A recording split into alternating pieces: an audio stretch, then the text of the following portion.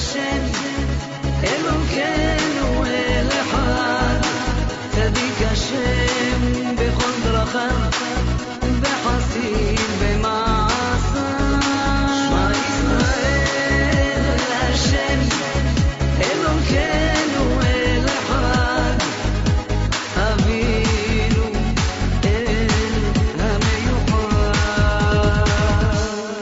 When you consider Hashem as a father, as a mother, he will be next to you.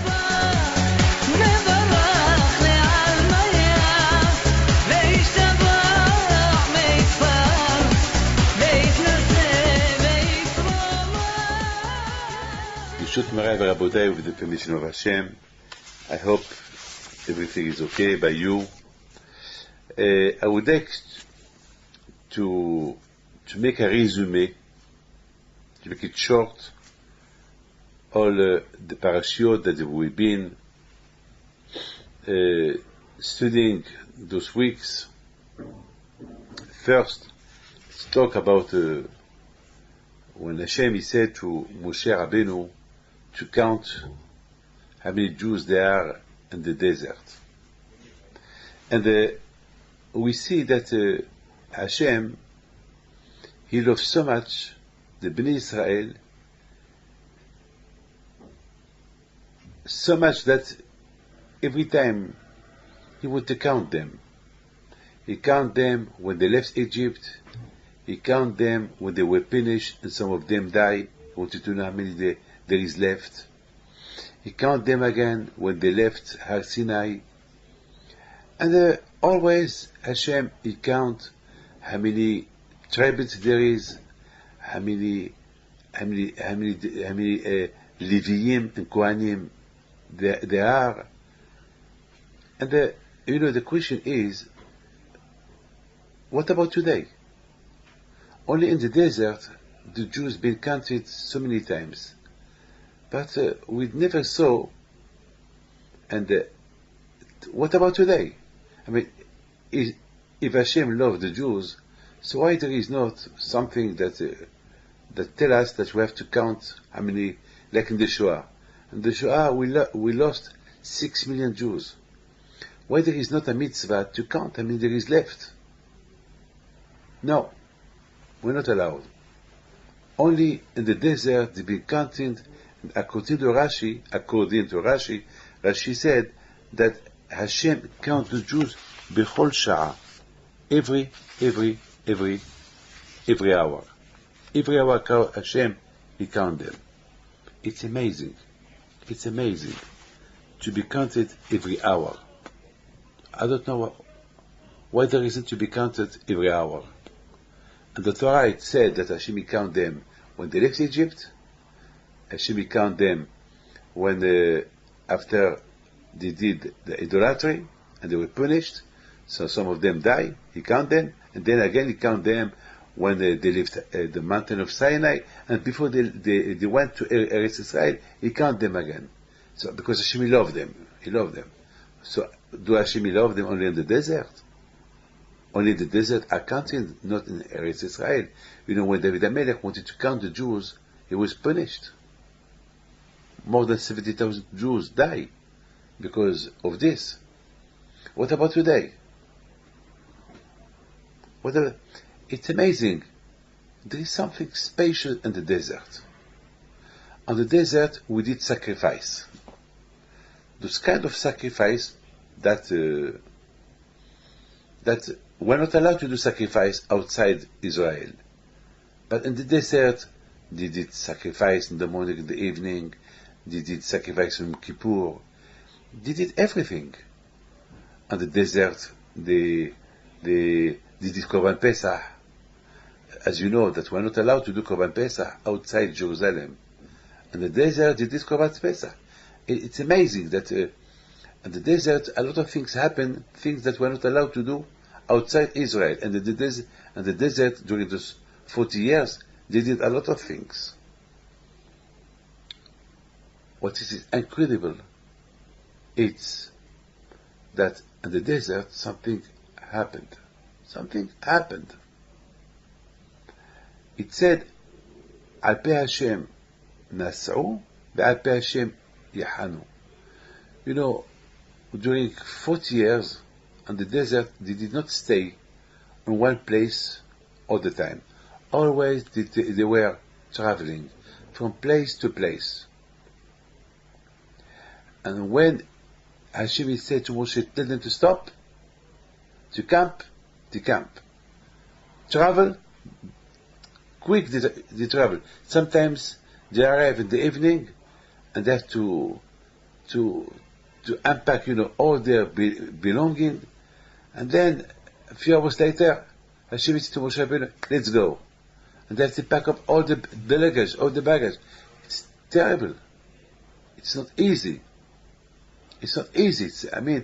And Al Pi Hashem, and never Jewish people, they said, why? We're tired. We're exhausted. No. Al Pi Hashem, with the orders of Hashem, they will travel in the desert, and with the orders of Hashem, they will camp. Don't forget, there were many children, a lot of people, millions of people, maybe 10 million people, a lot of children there. And it's incredible what happened. What happened? Why? Why all this? And we never saw a Jew complain. And don't forget that it's not easy. It's not, just imagine somebody who move from house to house every day, or twice a day. Just imagine. They have to put their tent, they have to put their clothes, their belonging, the food, their treasures. It's not easy. They were not ready to travel every time, because they did not know how long they will stay. It was a surprise. Sometimes they might stay there 1 year, 2 years, maybe 1 month, 2 months, 6 months, but maybe 1 day, maybe 1 night, maybe 1 hour, and never. That's why the Torah said, the prophet said to the Bnei Israel, Ko Amar Hashem, He will never forget that we followed him in the desert. Ko Amar Hashem, Zacharti lach chesed na'orayich, ahavat klulotayich lechtech acharei b'midbar. Hashem, up to now, He will never forget what our parents did. What our parents did, they will never forget. Because they never complained to travel. And usually, they want to go to Eretz Israel. That's it. What can they do in the desert? But they did not complain. And Hashem will not forget that. He will not forget that. Hashem said, it's not normal that he did not complain. It's not normal. And he did not complain. Whenever you got the order to travel, you traveled. Whenever you got the order to stop, you stopped. Al Pi Hashem yahanu, ve'al Pi Hashem yisau. It's incredible. And can you see, what about today? Do we feel this? Do we go? Today, everyone has a house. You live in a house 60 years, 100 years, 2 years. Then if you want to move, because you find somewhere better, you can do it. But what about Al Pi Hashem? What about what happened to our parents? Whatever they did it on the name of Hashem. They travel with the name of Hashem, with the order of Hashem, and they stop with the order of Hashem. So we have a lot of questions here. It's like it seemed that the desert was, they did their things that did not happen today. Understand, we received the Torah in the desert. We remained in the desert 40 years. We did sacrifice in the desert, which we are not allowed.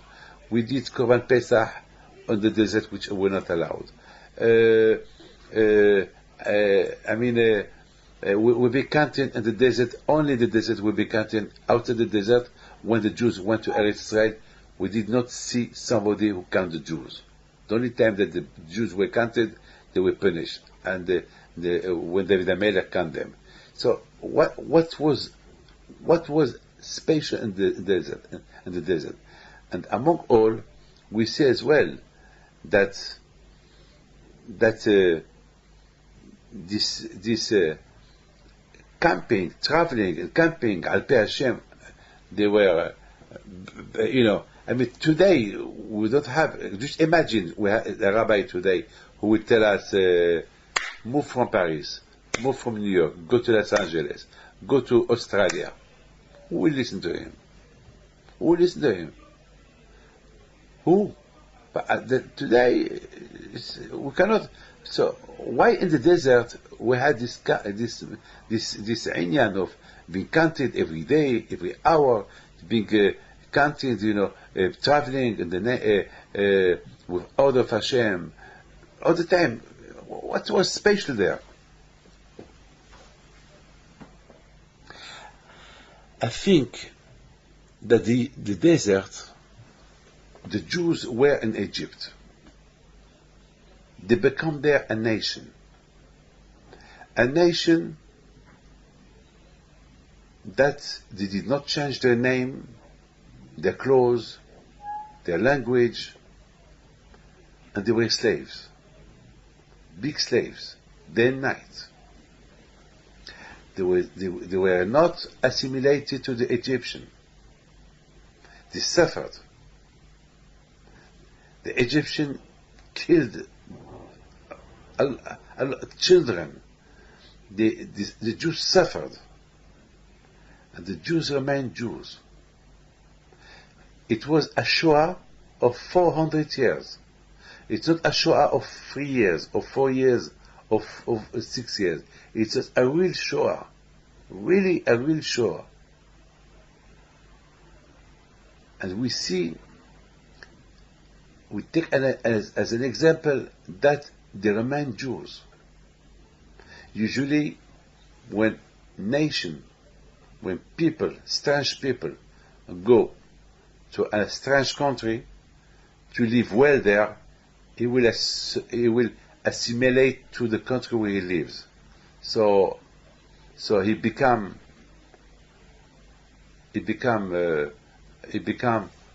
among the people, the nation where now he lives.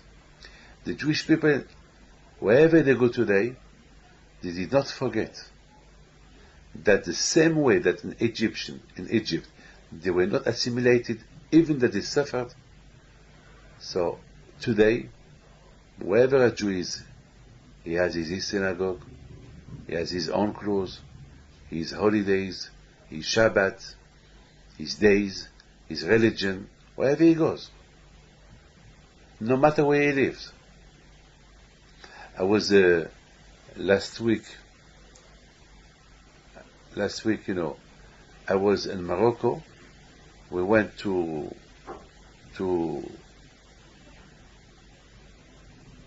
pray some of the graves of tzaddikim, and I must tell you that the Arabs in Morocco, they respect. I mean, we lost our way, and we asked them, yes, the tzaddik, yes. The answer, they were so nice to us. They show us the way where to go. And even now, a lot of cemetery in Morocco, or a lot of countries in the world, they are respected by the people by the non-Jewish people who live around there. There is a respect. There is a respect. I mean, it's very important when you show that you respect your religion, other people, they will respect you. But when you show that you don't respect your religion, so it's a problem. It's like there is somebody I know that he wanted to work in a bank, and he was a PDG. He was a very, very intelligent man. So he find a bank that we can be their director. So the owner of the bank is not Jewish. And he told him, he will start after a few meetings. He told him that you will start on Monday. So on Monday, the boss of the bank, he came, and he saw that the new director, which he was Jewish, he was already, a lot of papers were on the table. So the director, the PDG, he told him, when did you came?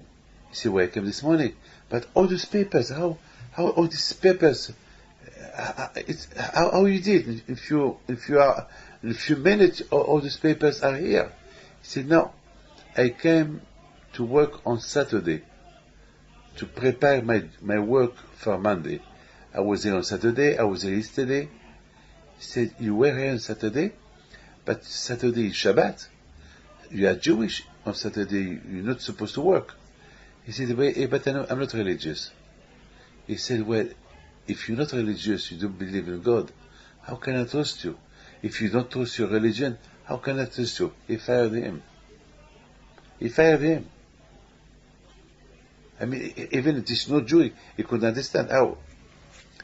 I know one thing, in Iran, I heard this, that a lot of Jewish people in Iran, they did not respect no Shabbat, and the new government there in Iran, the few years ago, after the Shah of Iran was he left his country, they told the Jewish community that if you are Jewish, you have to respect Shabbat, you have to respect your religion. It's not otherwise. Your place is not here. I mean, or you are Jewish or you're not Jewish. You see, and I have another story. And a lot of Jewish people today in Iran, a lot of Jewish Iranian Jews, they told me this, that a lot of Jews that never put tefillin on their life, they never respected Shabbat, and the Islamic government, he told them you have to put, you have to respect your religion, otherwise you cannot, you are not Jewish. They are right. And there is another beautiful story. Bemet is one of the amazing story that was that happened. And I'm sorry to tell you this, but this is the truth. This is the truth. A lot of sometimes it was a meeting between some big directors of big companies that they wanted to join the companies, and there was there a Jewish among them. He was the boss of his company. So they wanted to, and if they put the three companies together, so things could be, they could make a lot of money. Could be to put in the market, it could be a fantastic. So where they were having the meeting, and the one who organized the meeting, he knew that there is a Jew there, so he prepared him a kosher food, a real kosher food with a supervisor, everything. And then when they started eating, the Jewish, he said, why you eat steaks and you bring me this gefilte fish, this, he said, because you are Jewish. He said, no, I want to eat like you. So when he said that, one of the biggest director or boss of one of his company, he stand up and he said, well, I don't want to do business with you because we're not Jewish. We eat what we are allowed to eat. But you, as a Jew, I know a lot of Jewish people, when I invite them, I prepare them Jewish kosher food. And you ignore the kosher food. I cannot. If you don't trust your God, if you don't trust your religion, how can I trust you? This is very important to know, that the non-Jewish people, they respect us when we respect our religions. It's not like some people said. I would like just to tell you this. One of the very well-known people in France, I'm not allowed to say his name. I'm not allowed. Very, very, very, very well-known in France. And he lost his family in the Shoah. And then and then you know what happened? Then he married a non-Jewish girl, and he told her, I don't want that people knows that I am Jewish. But his name was Cohen. That means, but he lived like a non-Jew. No mezuzah, no kosher, nothing. No synagogue, nothing. No kippur, nothing. And then he had only one boy. And this boy, I saw him a few weeks ago. He is about 60-year-old. And he's not married. And he came to tell me that my father, now he wanted to get to marry a Jewish girl. All the time he didn't want me to marry a Jewish girl. And now he tell me, I told him, but you are not Jewish. He said, yes, I know, but I don't know what to do with my father. On one hand, he married a non-Jewish girl, so I am not Jewish. And now he wants me to marry a Jewish girl. Now that he see that the Jewish people are free and they live their life and everything is okay in France and America, now he decided, but I'm 60-year-old, who is going to marry me? And how can I have children? It's impossible. You see, it's a story. But I told you, but I don't understand. Your father, he didn't want you to marry a Jewish girl, but he kept his Jewish name. So it's like living in contradiction. I mean, how can you imagine this? My friend, Hashem, he wanted to train the Jews in the desert during 40 years. The desert was like a house, like a yeshiva, like a house of God. During those 40 years, listen to this, 40 years the Jews, they were surrounded with 7 clouds to protect them from the sun, from the cold. They were like a family. There were 12 tribes, few million of Jews, each family with its own tribute, with their own synagogue, with their own siddur, with their own minhag. Each tribe with his own flag. There were like 12 families. And Hashem trained them. He trained them that they cannot do a move without his permission. And from there, it's like a baby. A baby, you teach him how to walk. Once you teach him how to walk, he walk. He become autonomous. He can go. He can cross the road. He can cross the street. He can fly. He can do anything he wants. He can climb a tree. As long as a baby, we watch him. When a baby is a baby, we give him food, liquid food. And from month to month, we change the food. And then we give him to eat, then soup. Then we start to give him piece of food. Then he starts to eat by himself. And then he grow, then he can use the fork and the knife.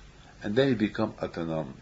The same to teach a baby how to talk, how to learn, how to read, how to write, etc., etc. So Hashem in the desert, the desert was like a house. He trained them. It's like they were all together. They did not need nothing. They were like babies. They had food every day coming from the Shamayim. They had water ready. They were protected.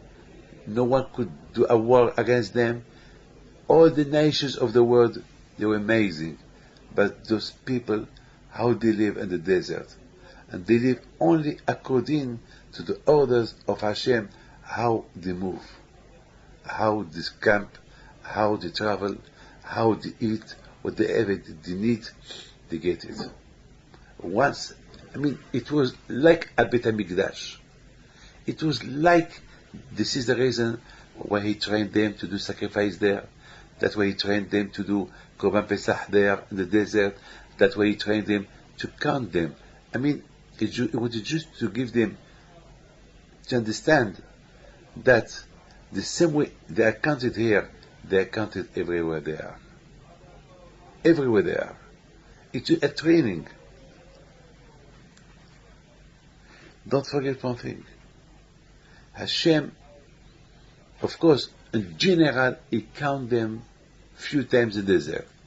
But don't forget, Hashem, he doesn't know. He doesn't need, he doesn't need to count you. He knows you. And that's why the Torah said, Hashem, he count them every hour.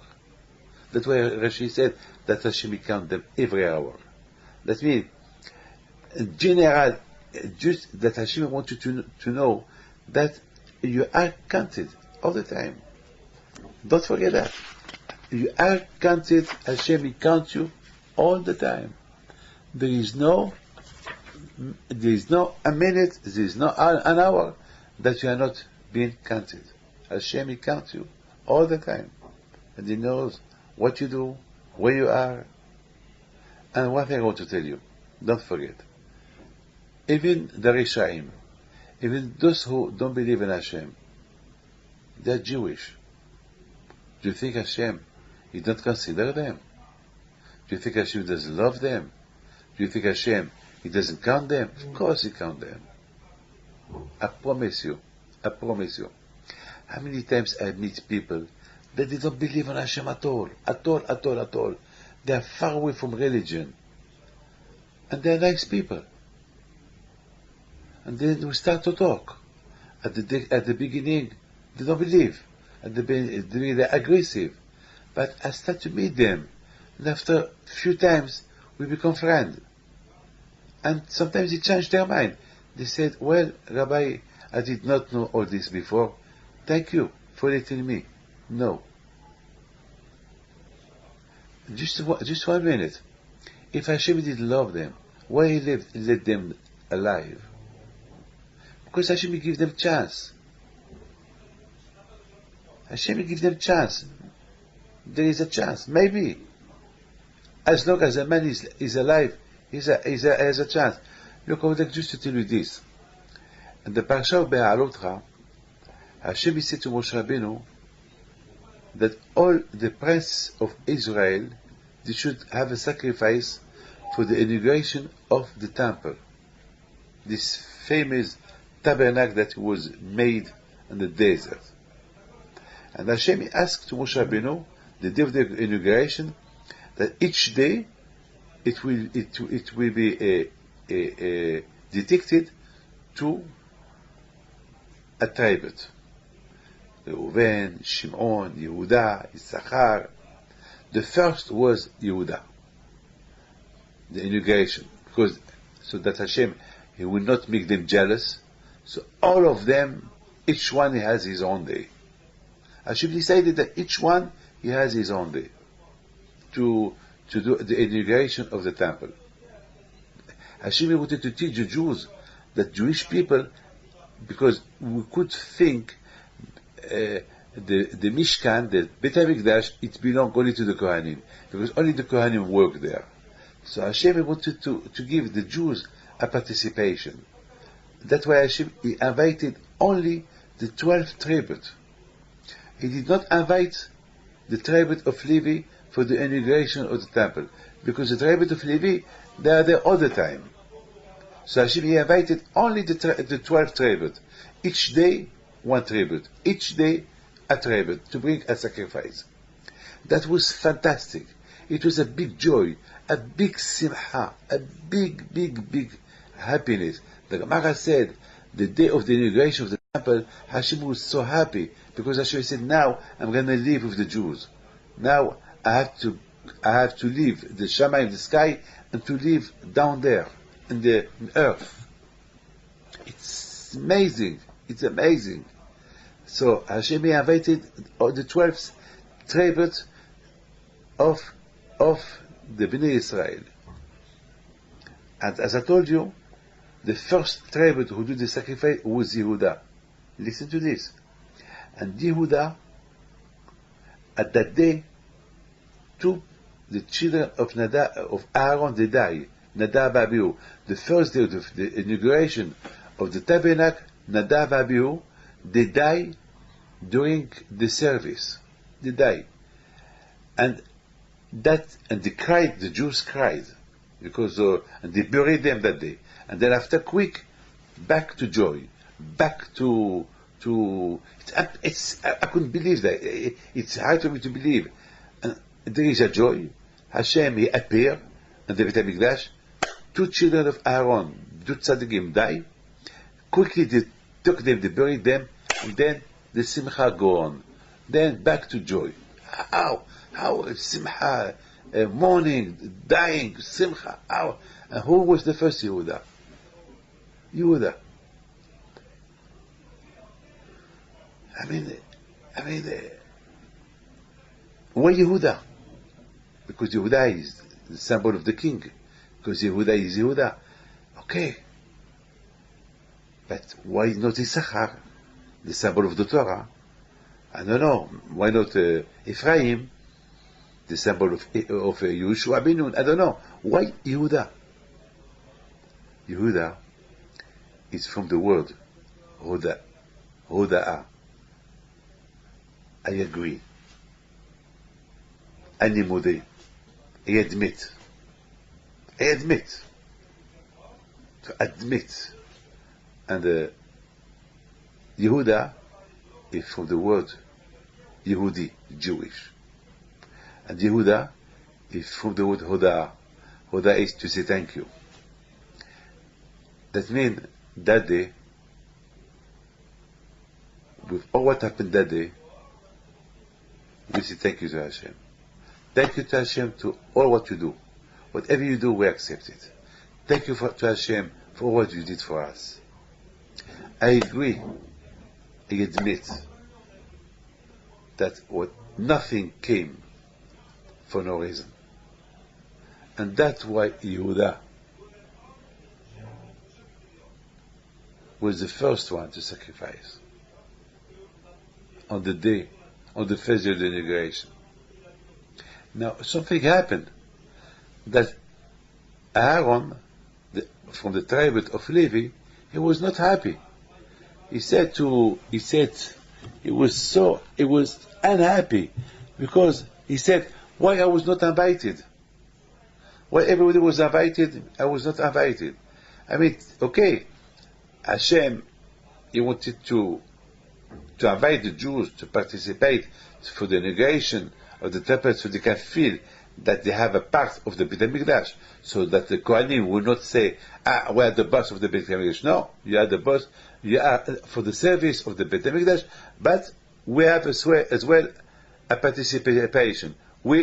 It's for us to inaugurate the temple, because the temple is for us. So because it's for us, so it's us to inaugurate the temple. That was the reason of Hashem. But it's like it seemed like Aaron, he was not happy. It seemed like Aaron, he was not happy. He was halshadateh. He was so sad, so bad. Why I was not invited, me as well, to inaugurate the temple? Of course, I am in charge of the Beit HaMikdash with all the tribes of Levi, but still, I would like to be here.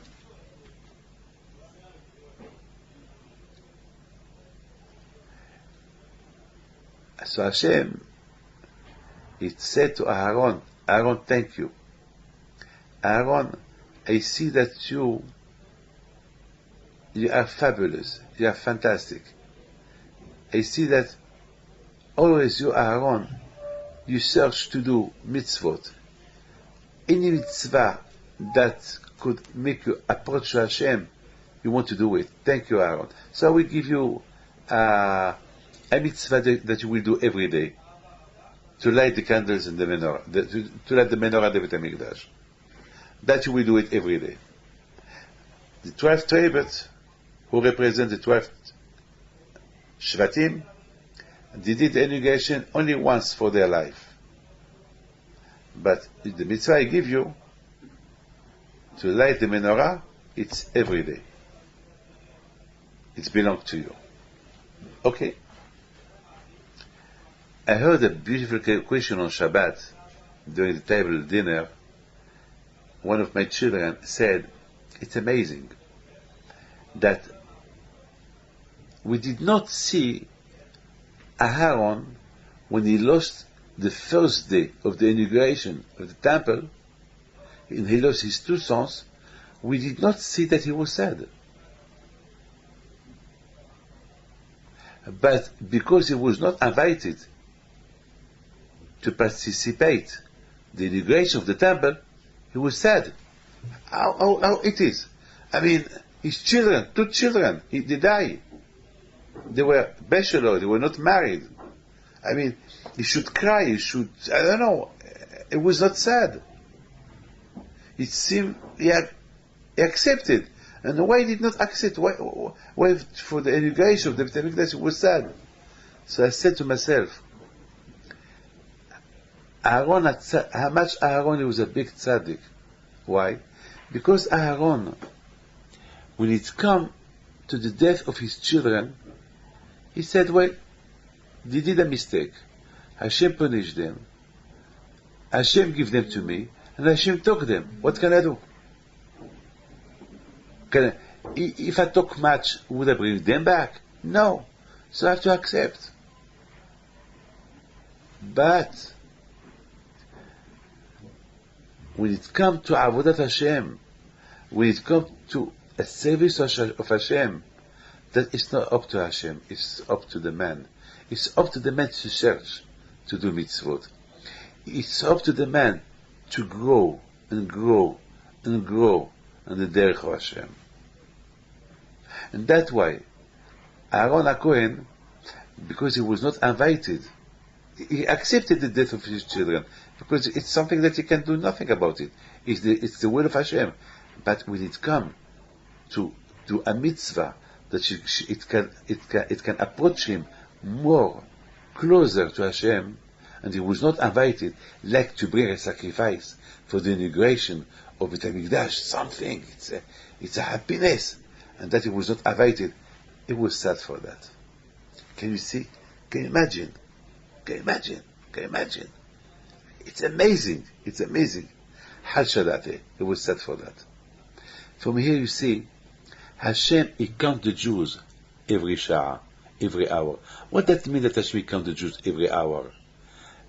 Hashem, he count the behaviors of a man every hour. It's not he count once in a year. HaKadosh Baruch Hu, he count all what you did during the whole year. No. Hashem, he count every second, every hour, when you are sad, when you are not sad. This is the kind of counting of Hashem. Now you understand, a lot of things that happen in the desert, that it did not happen nowhere else. Nowhere else. Nowhere else. Only in the desert. Because the desert was like a house. Like the Jews there, they were like children, like babies. And Hashem had to train them how to serve Hashem.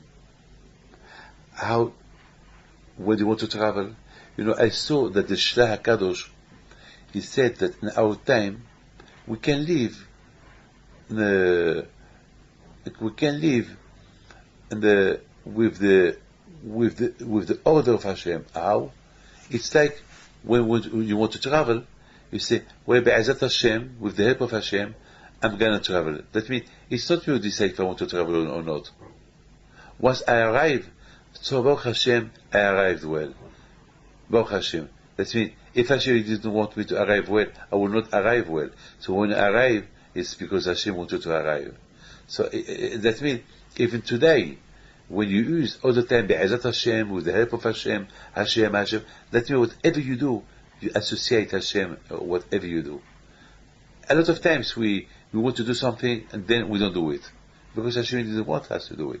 A lot of times people decide to live somewhere, they buy the house, and then they don't live there, because Hashem didn't want you to live there. So you see, even today, everything, it's going on from the hand of Hashem.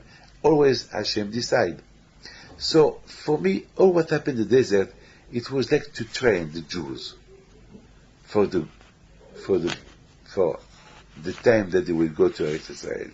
Because once they will go to Eretz Israel, there they will become autonomous. That's it. There they will become autonomous. I would like just to tell you, to finish this, and I would like just to finish with this. And the beautiful parasha of Nassau, there is there Aaron HaKohen, when he blessed the Jews. Hashem said to Aaron, "Kol tevarechu et ben Yisrael, emor lahem v'achei Hashem yishmerecha." The Kohanim, they have the title to bless the Jews. So usually the Kohanim, they must bless the Jews, and to bless them, they should not have any enemy among the Jews that they bless, because it's not possible to bless them if he doesn't like them. So it's very important that the Kohen, when he go and bless the Jews, he must make sure that he has nothing bad against them. But look what Ben Ish Chai said. Ben Ish Chai said, if we count the blessing of the Birkat Kohanim, we'll see this. There is 15 letters. Yibarecha Hashem v'yishmerecha, Ya'er Hashem panav elecha v'yochineka, Yisa Hashem panav elecha v'yasem lecha shalom. 15 letters. And he said this. He said there is in the hand there is 14 prakim in the hands. 14 prakim. And the 14 prakim, because the Kohen, he used his hand, and there is 14 prakim in the hand. And he said this. Those 14 prakim is 14 members in the hand. And he said, we have 14 dinners every day, every week. We have 2 dinners Sunday, Monday, Tuesday, Wednesday, Thursday, Friday, Shabbat. But on Shabbat, so it's 2 dinners a day. It's 14. That means when the Kohen give the bracha, he gives us the bracha, so we'll have parnasa. It's for the parnasa. That Hashem will give us good parnasa, health, etc., etc. But on Shabbat, there is 3 seudot. So that means there is 15 altogether. Shalom. That means the real shalom, the real peace came on Shabbat. So that means for the Kohanim, they bless the Jews all week, that we will have the 2 parnasa, we will have the 2 seudot, 2 meals a day. But on Shabbat, that there is 3 meals, so it's 15. So that means there is altogether 15 meals. So that's why the word so I was thinking that why on Shabbat we say Shabbat Shalom, good Shabbos. Why we say Shabbat Shalom? Because the Shalom we use it on Shabbat.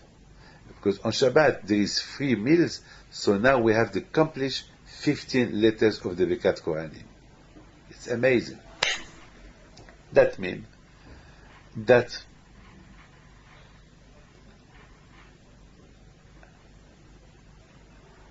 the word Shalom is peace. And Baruch Hashem, on Shabbat there is peace. On Shabbat we don't work. On Shabbat we relax. On Shabbat we Shabbat Shalom to each one. What we do during all week. That's why we use the Shabbat only on Shabbos. That's why we use the word Shalom only on Shabbos. We have 15 letters and the blessing of the Kohanim. And 14 letters, we use them during the whole week. But we don't use the word Shalom during the week. Because on Shalom we have no time. Everyone is in a rush. But on Shabbat, we're not in a rush. On Shabbat, we're relaxed. Shabbat is Shalom. So on Shabbat, really, we have the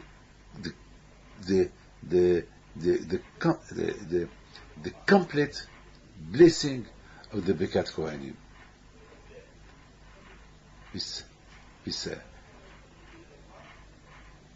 יברכך השם וישמרך, יאר השם פניו אליך ויחונך, יישא השם פניו אליך וישם לך shalom.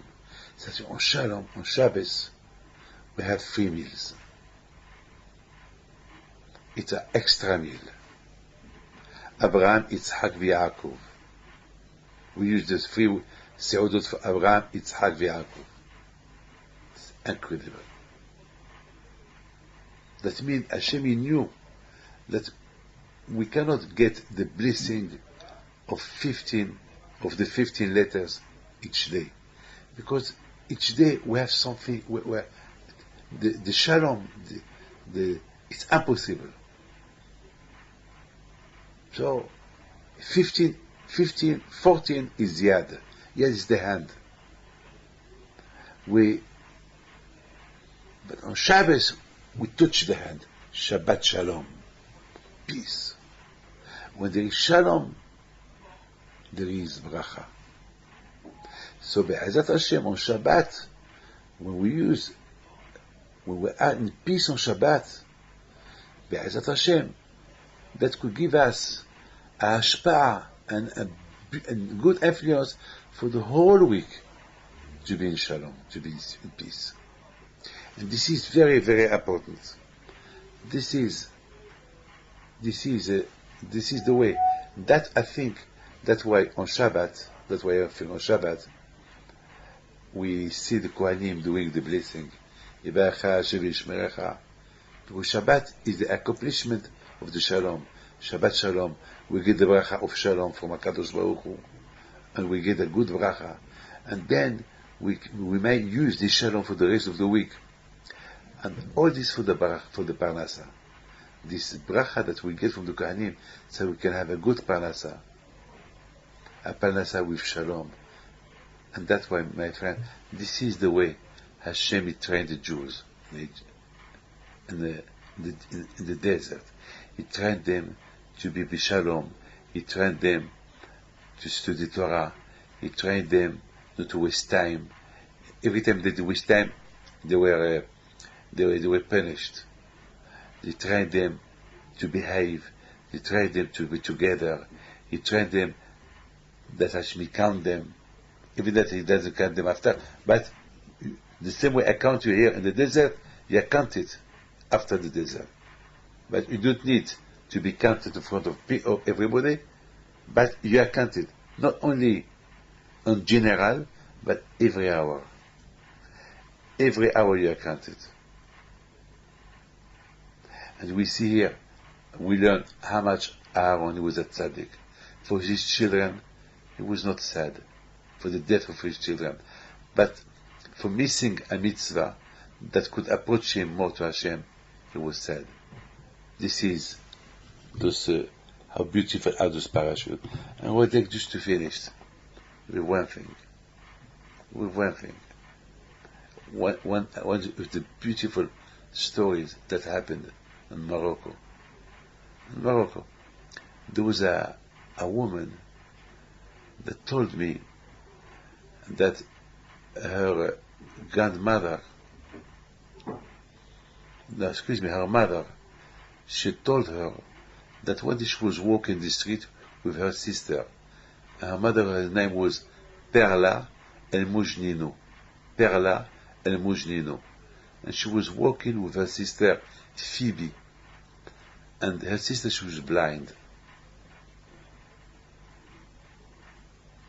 And the Rabbi Chaim Pinto was walking, and Perla El Mujnino said to his sister, "Can you wait? I want to get a bracha from the Rebbe." And she ran to Rabbi Chaim Pinto to receive a bracha. And Rabbi Chaim Pinto, he told her, "You have a sister that she's blind? She don't see?" She said, "Yes." "Take me to see her." and she took Rabbi Haim Pinto to the place where her sister she was waiting. And Rabbi Haim Pinto, he put his hand on the eyes of Phoebe, the sister, and he told her, Be'ezat Hashem, in a few days you will see. She was blind. She was born blind, my friend. I heard this story last week in Morocco from Madame Fox. She lived in Morocco. A few days later, Phoebe, she was screaming. She called her mother. She said, Mama, Mama, there is a cat. So the mother, she saw the cat, and she was shocked. She said to her daughter, you see? She said, yes, Mama, I see. Rabbi Haim Pinto promised me that I can see. I see now. How do you understand this? How do you understand this? This is, I told this lady, are you sure? She said, Rabbi, my aunt, she's still alive. She's an old lady today, but she's still alive. She see. When Rabbi Haim Pinto blessed somebody, my grandfather, not only he will get better, but he will live a long, long, long life. All those people that they were blessed by my grandfather in Morocco, they had a long life. They never die young. Somebody one day, he took him in the car, gave him a lift. And one day, and so another day, this man, he saw Rabbi Haim Pinto walking, he told him, Rabbi, I give you another lift. He said, look, thank you, I want to walk. But thank you for taking me, that you give me a lift yesterday. I don't know what I don't like to take advantage of people. I don't like to use people. But I don't know what blessing I give you. You are married, you are rich, you have children, you are healthy, you need nothing. So you know what a blessing I give you? I bless your car, that your car, that never you will have, that your car will stop in the street. Always the engine will march. You will never have the tires exploded. Your car will be perfect. It will never get old. I saw that man, Mr. Levy, and he told me, Rabbi, this car today, in the meantime the father died, it's the children who inherited the car. This car today is an auction. They sold it in a lot of money. It was like brand new. He never had the tires blown up, the engine perfect. How do you believe that? How do you believe that? This is the tzaddikim. The Jews, they were trained in the desert how to be close to Hashem, how to believe on Hashem, how to learn that everything came only from Hashem. From now, that you know who I am, who is Hashem, now Hashem told them, now you can go back to Israel. Now they are autonomous. There be no miracles. There you have to, now you go. But should know that you are counted every minute, every hour, every day, every week, every month, every year. I watch you. You need something, I'm here to take care of you. You call me, I answer you. Like Rabbi Haim Pinto, you call Hashem, he answer. Learn that when you come to Hashem, when Hashem do something to you, you have to accept it. But missing a mitzvah, it's up to you. You have to show that why I miss this mitzvah.